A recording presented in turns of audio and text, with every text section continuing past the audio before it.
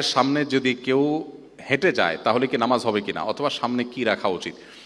আপনি চেয়ার রেখেছেন সিজদার জায়গায়, এরপরে চেয়ারের আউটসাইড দিয়ে যদি কেউ হেঁটে যায় আপনার নামাজে কোনো অসুবিধা নেই।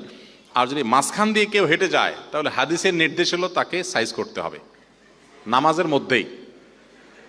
নবী সাল্লাল্লাহু আলাইহি ওয়াসাল্লাম বলেছেন, কেউ যদি নামাজি ব্যক্তির সামনে দিয়ে হাঁটে সেই জন্য তার সাথে লড়াই করে। এখানে লড়াই করা মানে তাকে যেন থামায়। এই জন্য সুন্নাহ হলো আপনি নামাজ পড়ছেন আর কেউ সামনে দিয়ে যাচ্ছে, আপনি তাকে হাত দিয়ে ইশারা দেন থামান। যদি তারপরও না থামে তাহলে নামাজে ঠিক রেখে আপনি উত্তম মধ্যম দিতে পারেন। এখানে উত্তম মধ্যম দিতে গিয়ে আপনি আবার খেলে সেটার দায় দায়িত্ব আপনার।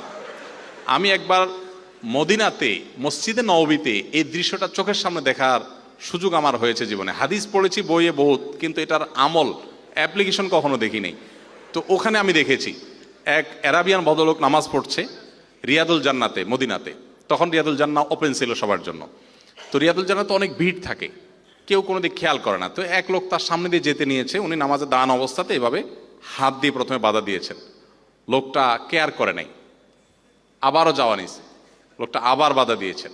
আবারও যখন যাওয়ার সে চেষ্টা করেছে, এরপরে তার ওই শার্টটাকে ধরে একটা মোচড় দিল নামাজের মধ্যেই। ওই বেচারা পড়ে গিয়ে তারপরে অন্যদিক চলে গেছে। আমি চিন্তা করলাম আমাদের দেশে হলে এখানে একটা যুদ্ধ বেঁধে যেত। এখানে হাদিসে মূলত মারামারি করতে বলা হয়েছে তা না, হাদিসে বাধা দিতে বলা হয়েছে। আপনি ইশারা ইঙ্গিতে নামাজে আমলে কাসির হলে নামাজ নষ্ট হয়ে যাবে, অতএব সেটা মাথায় রেখে আপনি ইশারা ইঙ্গিতে তাকে বাধা দিবেন। তো চেয়ার রেখেছেন, তারপরে সে হাঁটলে অসুবিধা নেই, তার ভেতরে যদি হাঁটে সম্ভব হলে আপনি বাধা দিবেন আলতো করে, যে নামাজের যে মুড আছে সেটা যেন ভেঙে না যায়। আর যদি আপনি সেটা বাধা দিতে না পারেন তাহলে আপনার নামাজ হয়ে যাবে, কিন্তু যিনি হেঁটেছেন তিনি গুনাহগার হবেন।